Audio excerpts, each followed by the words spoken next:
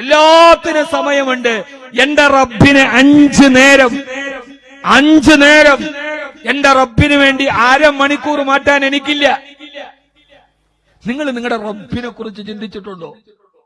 ഞാൻ ചോദിക്കട്ടെ, നിങ്ങൾക്ക് ഒരു ദിവസം 24 രൂപ കിട്ടി. എത്ര കിട്ടി?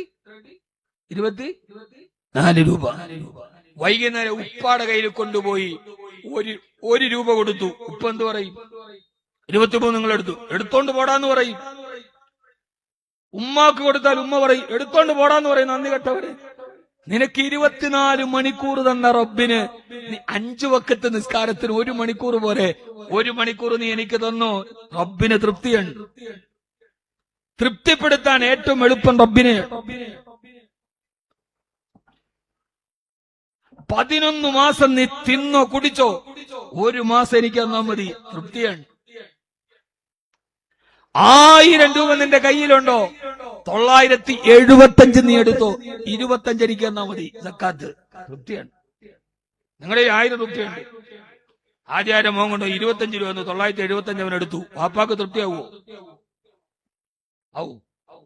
ഭർത്താവിന് 1000 രൂപയുണ്ട്, 25 രൂപ ഭാര്യക്ക് കൊടുത്തു.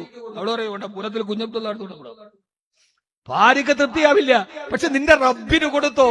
ആരോഗ്യം തന്ന, ആഫിയത്ത് തന്ന, കണ്ണ് തന്ന, കാല് തന്ന, വജ്ജഅലലകുമുസ്സമഅ വല്ലബ്സാറ വല്ലഫീദാ ഖലീലൻ മാ തശ്കുറൂൻ. വജ്ജഅലലകുമുസ്സമഅ, കേൾവി നിനക്ക് തന്നില്ല മോനെ, വൽബസറ, കാഴ്ച തന്നില്ലേ, വല്ലഫീദാ, ഹൃദയം തന്നില്ലേ. എന്നിട്ട് റബ്ബ് പറയാ ഖലീലൻ മാ തശ്കുറൂൻ, നന്ദി കാണിക്കുന്നവര് കുറവാണല്ലോ. അല്ലാഹനെ തൃപ്തിപ്പെടുത്താനാണ് ഏറ്റവും എളുപ്പം. ചെയ്തൂടെ? പറയും മനുഷ്യന്മാരെ, അല്ലാഹു തൗഫീഖ് നൽകട്ടെ. ഏറ്റവും വലിയ പ്രശ്നം വയറ്, അത് കഴിഞ്ഞാൽ ഫർജ്, ഗുഹ്യസ്ഥാനം.